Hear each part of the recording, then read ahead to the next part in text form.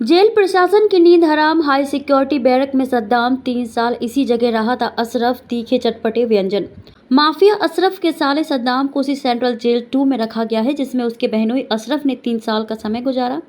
यहाँ सद्दाम ने ही jail staff से सांठगांठ कर सारी सुख सुविधाएं मुहैया कराई थी। इसी कारण जेल अधीक्षक समेत जेल में पुलिस के 8 अफसर कर्मचारी निलंबित हुए थे।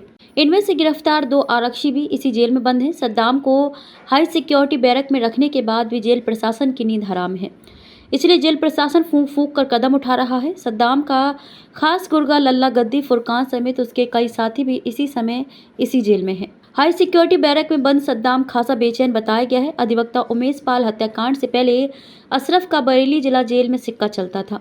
सद्दाम बिना पर्ची के बेनोई से मुलाकात करता था और सामान पहुंचाता था। उमेश पाल की हत्या के बाद हालात बदल गए थे। होटल रेस्टोरेंट के तीखे और चटपटे व्यंजनों के बजाय अशरफ के सामने सामान्य कैदियों का खाना ही पहुंच रहा था। सद्दाम को भी अब कैदियों का ही खाना मिल पाएगा। बृहस्पतिवार रात सद्दाम के सामने जो थाली पहुंची उसमें सादा दाल, सब्जी व रोटी थी।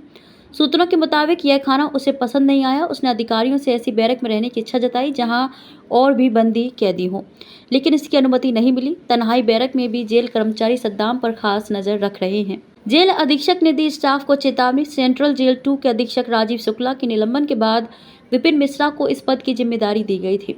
सद्दाम की जेल में पहुंचते ही दोबारा से यह जेल सुर्खियों में आ गई है। जेल अधीक्षक ने सभी जेल कर्मियों के साथ बैठक कर कहा कि पिछली बार की तरह गलती ना दोहराई जाए। किसी के प्रलोभन में आने की जरूरत नहीं है, वरना फिर कार्रवाई का शिकार होना पड़ सकता है और जेल की बदनामी भी होगी। सभी बंदियों से नियमानुसार एक सा व्यवहार रखें। किसी को वीआईपी समझने की जरूरत नहीं है।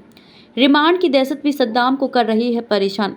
सद्दाम को रिमांड पर लिए जाने का डर सता रहा है। एसटीएफ मुख्यालय के अधिकारी बरेली के पुलिस अफसरों के संपर्क में है। अगर जरूरत पड़े तो सद्दाम के रिमांड के लिए आवेदन करके उसे प्रयागराज भी ले जाया जा सकता है। माना जा रहा है कि सद्दाम के पास गुड्डू, बमबाज, शाइस्ता और जैनब के बारे में अहम जानकारी है।